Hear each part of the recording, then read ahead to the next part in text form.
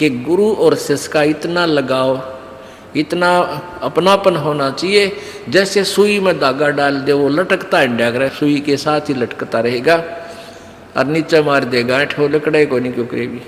तो ऐसे अपना लगाओ अपने सच्चे गुरु में इत लगा लो।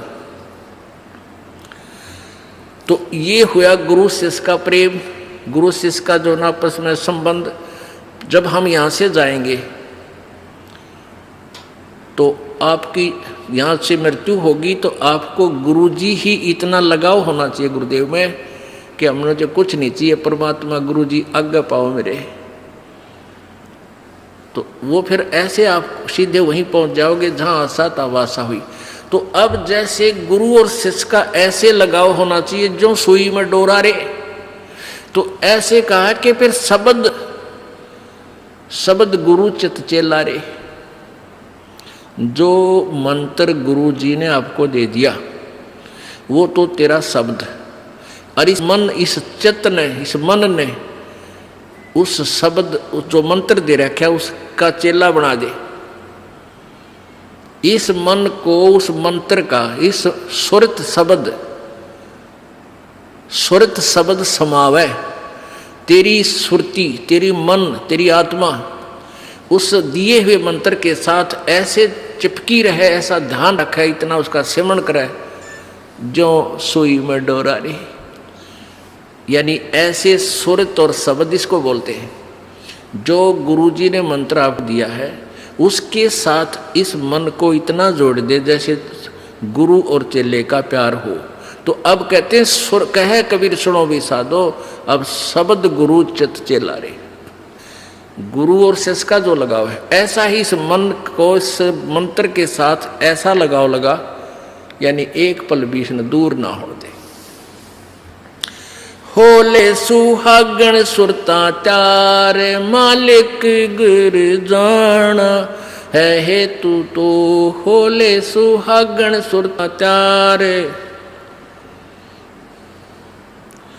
है तेरा सुन शिखर बरतार मालिक गिर जाना। ये सुबह आपको सुना दिया था, अब रह कर इसका विश्लेषण कर रहे हैं। अब नित्यानंद जी, ये तो कबीर जी का अमाणी जो आगे आपको सुनाई जा रही है। इससे पहले संतों शरण लाग के सुरत शब्द समाह, शंख असंकों को से तेरे पिया का देश और एक पलक में पाइए ले सतगुरु उपदेश। ये ठीक है कि एक पलक में पाइए ले सतगुरु उपदेश। अब 16 शंख कोश की दूरी पर सतलोक है पाताल लोक से, और पूरे संत से नाम लेने के बाद फिर देर नहीं लगे मालिक पाने की। लेकिन आपके अंदर आपके हृदय में ऐसी श्रद्धा मर्यादा अंतिम श्वास तक बनी रहे। सुन सलहली सैल है गगन मंडल के माँ, और प्रेम बिना पावे नहीं चाहे कोट समाधि ला। जब तक आपका प्यार मालिक नहीं उमड़ेगा इतना भगवान मिले नहीं, और वर्क डन मिलेगा, किया कर्म अवश्य मिलेगा। जो साधना आप कर रहे हो, भक्ति कर रहे हो, दान कर रहे हो, ये मिल अवश्य, ये जरूर मिल जाएगा, लेकिन मालिक नहीं मिल पाओगा जब तक प्यार नहीं उमड़ेगा। अब कैसे प्यार कैसे उमड़ेगा भाई? जैसे सूरज के आगे बदरा ऐसे कर्म छयारे। भाई प्रेम की पवन करे चित मंजन फिर जल के तेज नयारे। क्या बताते हैं परमेश्वर गरीबदास जी महाराज परमेश्वर को पाने की कैसी विधि बताते हैं कि जैसे सूरज के आगे बदरा ऐसे कर्म छयारे। हमारे पाप कर्मों की छाया आत्मा और परमात्मा के बीच में ऐसे होगी जैसे सूरज के सामने घनघोर घटा छा जाती है। वो घटा, फिर वो बादल कैसे वहां से दूर होते हैं। तेज हवा चलती है तो बादलों को तितर बितर कर देती है, और सूर्य का प्रकाश फिर ज्यों का त्यों समक्ष होता है। तो ऐसे कहते हैं कि हम आत्मा और परमात्मा के बीच में जो पाप कर्म रूपी जो बादल हैं उनको कैसे दूर फेंका जाए, कैसे छांटा जाए, कैसे खत्म किया जाए। जैसे सूरज के आगे बदरा ऐसे कर्म छयारे। प्रेम की पवन करे चितवंजन झलक तेज नयारे। प्रेम की पवन, इन पाप कर्मों को काटने का, इनके हटने का क्या लक्षण होता है। आपको यहाँ बुलाया जाता है, ज्ञान सुनाया जाता है, आप जी को मंत्र दिए जाते हैं, आप जी को प्रेरित करके आपके हाथों से 2 पैसे दान करवाए जाते हैं, दंडवत प्रणाम कराई जाती है। इस सब का उद्देश्य है कि आपका हृदय इतना विनम्र हो कि परमात्मा की चर्चा चल की आंखों से आंसू की धारा बह जा, दरिया बह निकले, चर्चा चले एकांत में बैठ के या कहीं चर्चा चले जाता कि रह रह कर आंखों में आंसू आने लग जाएंगे। जब मालिक की चर्चा चलेगी तो समझो आपके पाप कर्मों के बादल कटन लाएंगे। जैसे सूरज के आगे बदरा ऐसे कर्म छयारे, ये प्रेम की पवन करे चितमंजन फिर झलक तेज नयारे। तो यहाँ नित्यानंद जी भी इसी का समर्थन कर रहे हैं। सुन सलहली गैल है गगन मंडल के माँ, बिना प्रेम पावे नहीं चे करोड़ समाधि ला। और जब तक मालिक में प्यार नहीं होगा, उसकी चर्चा सुनते ही आत्मा में ये झड़ नहीं लगेगा आंसुओं का, तो तब तक बात काची रह रही है आपकी। लेकिन होगा, अभ्यास बढ़ाओ, मालिक की भक्ति करो, ज्ञान सुनो और अवश्य होगा। यही प्रोसीजर है। किसी के घने बादल हैं, किसी के थोड़े घने हुए भी इसी तरीके से हटेंगे, हवा चलती रहेगी, धीरे धीरे उनको इधर उधर कर दी।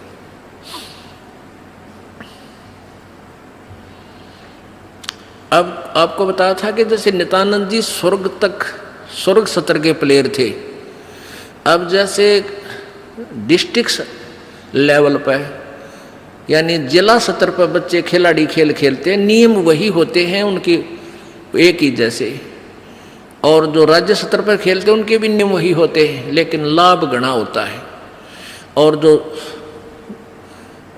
राष्ट्रीय स्तर पर खेलते हैं नियम उनके भी वही होते हैं, और जो इंटरनेशनल लेवल पर खेलते हैं नियम उनके भी वही होते हैं। तो नित्यानंद जी जो बता रहे हैं ये वही नियम वही है। अब क्या बताया उस परमात्मा की यहाँ जाने का। परमेश्वर क्या बताते हैं, होले सुहागण सुरता त्यार तुझे माल्य के घर जाना है। अब सुहागण कौन है और कुंवारी कौन है? जिन आत्माओं को पूर्ण परमात्मा संत से प्रभु का नाम नहीं मिला तो वो तो कुंवारी है, और जिनको परमात्मा का नाम मिल गया उनकी सगाई होगी परमात्मा से, गुरु बिचौले ने उनकी सगाई करवा दी।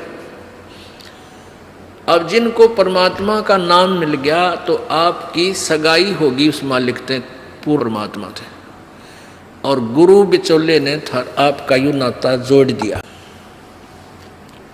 तो इसलिए कहा कि होले सुहागण सुरता त्यार, जो उपदेशी आत्माएं हैं वो सुहागण हैं, और जिन्हें नाम नहीं लिया है वो अभी कुंवारी है। और जो सुहागण होगी जिसकी सगाई हो जाएगी तो वही आशा कर सकती है पिया के घर जाने की। कुंवारी का भी कोई ऊद सूद नहीं होती, लेकिन तरीका यही है पिया के घर जाने का, उनको भी सगाई करवानी पड़ेगी, नाम लेना पड़ेगा, गुरु बनाना पड़ेगा। तो उन सुहागन आत्माओं को, उपदेशी आत्माओं को परमात्मा कहते हैं होले सुहागन सुरता त्यार तन माल्य के घर जाना है। अब तुझे वहां जाने का तेरा काम बन गया, यानी स्टार्ट हो गया ये प्रोसीजर। ब्याह भी होगा, सगाई हुई है तो ब्याह भी होगा, ब्याह होगा तो फिर सारा काम होगा, पति के घर भी जाएंगे।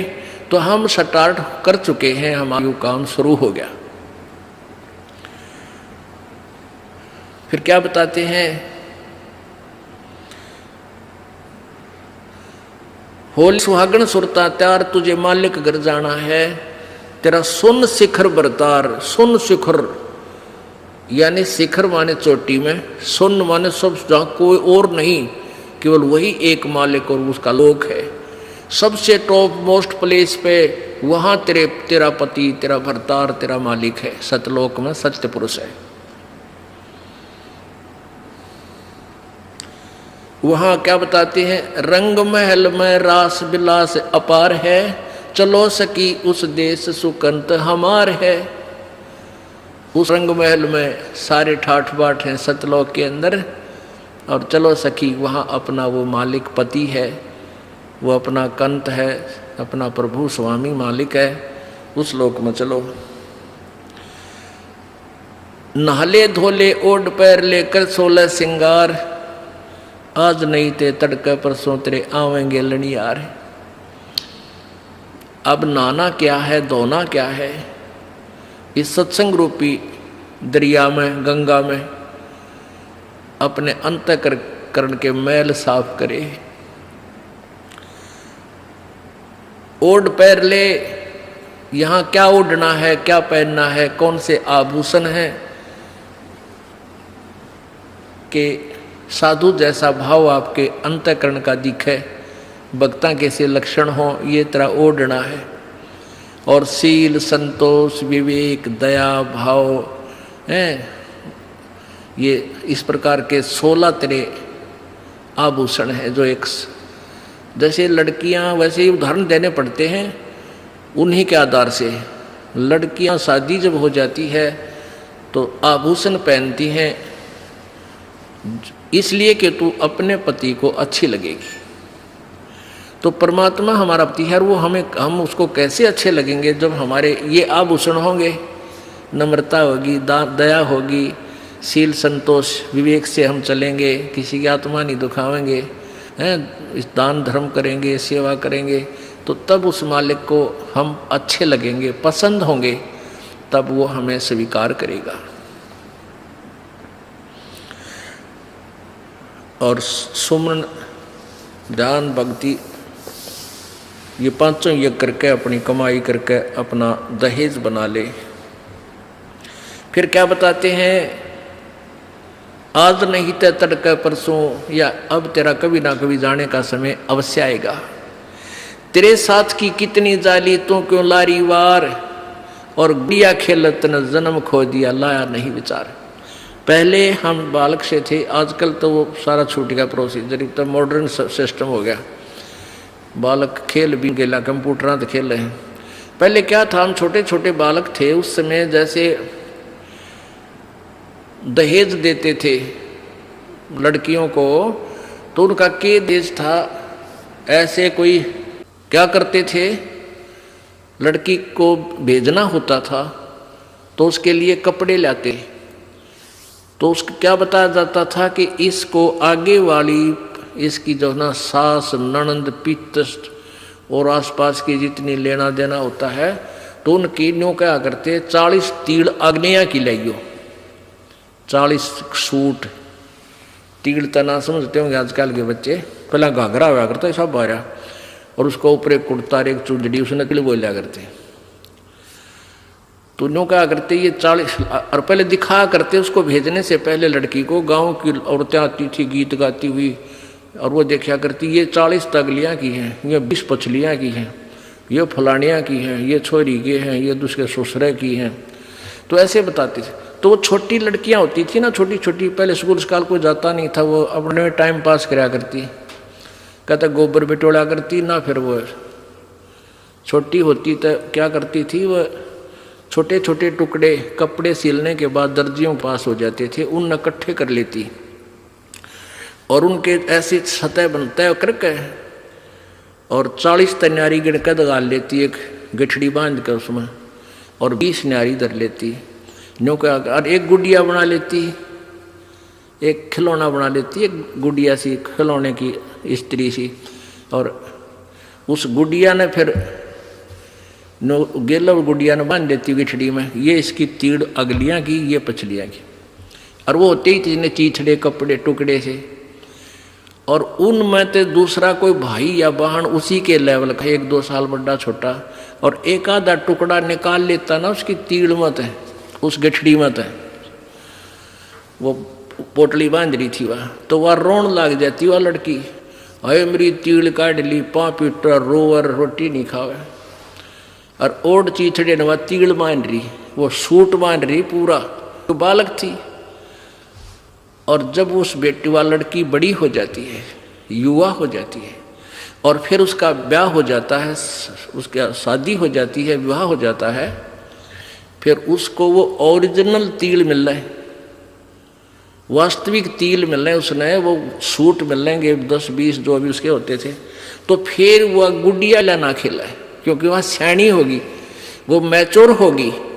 तो पुण्यात्माओं, परमात्मा हमें क्या बताना चाहते हैं कि तुम यहाँ जो बेटा बेटी कार कोठी संपत्ति जोड़ने में जो तुम खेल खेल रहे हो, ये गुडिया वाला खेल है।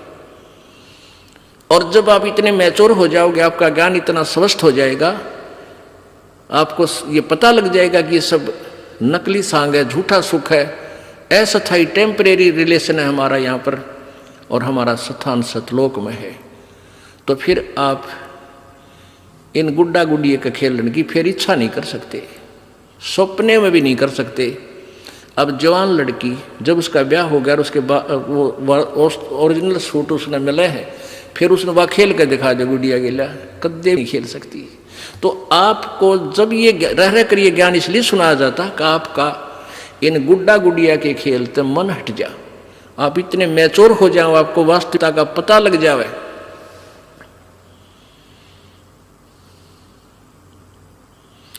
तेरे साथ किए कितनी जाली, तू क्यों लारी वार, गुड़िया खेलत जन्म गवाया, लाया है नहीं विचार, मालिक घर जाना है। कितने ते गुड़िया खेल कर जन्म खो दिया अपना, सारा ये कार कोठी बेटा बेटियां की जोड़ तोड़ में लगा रहा। अब उस सच्चाई से परिचित हो, फिर पुनः इन गुड़िया से नहीं खेलेंगे। अब तो चलो हैं, अब का जावे कहाँ, फिर भक्ति से ज्ञान से और कुछ ही समय दिनों में ऐसा समाधान आपका प्रभु कर देगा। बालक बच्चे भी आपके भगवान से डरने वाले, महात्मा की भक्ति करने वाले होंगे, और कुछ दिनों में आपको फ्री कर देगा प्रभु। अब भक्ति करें, बच्चे इतने बुद्धिमान समझदार हो जाएंगे, भगवान से डरने वाले होंगे कि अभी माता पिता ने अपना पूरा काम कर दिया, अभी इनको डिस्टर्ब ना करो। और वो परमात्मा से विश्वास करने वाले होंगे कि अभी हमारा किया हमें मालिक जरूर देगा। तो इस प्रकार आपको फिर यहाँ से निकालने का एक सुअवसर परमात्मा देगा, और तभी आपका मोक्ष संभव है। तो ये परमात्मा ही करवाएगा, अपने इसके चरणों में पड़ा रहना है। कैसे?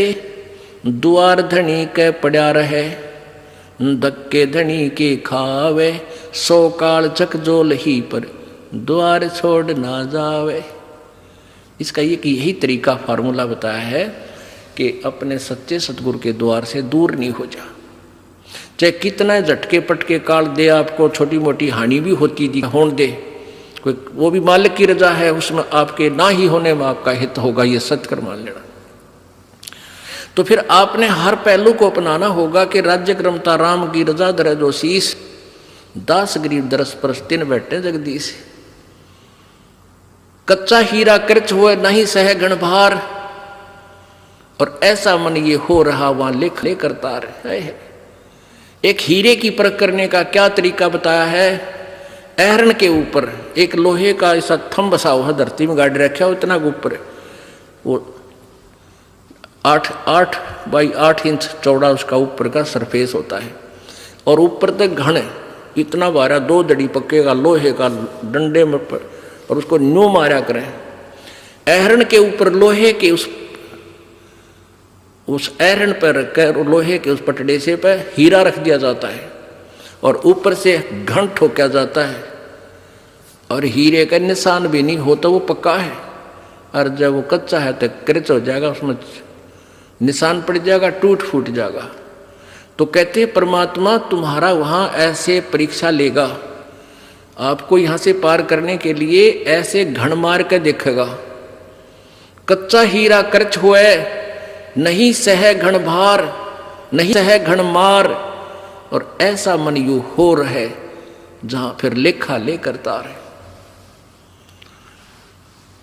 तो परमात्मा कहते हैं कि समझा है तो शर दर पाओ, बहुर नहीं रे ऐसा दाओ। बोलो सतगुरुदेव।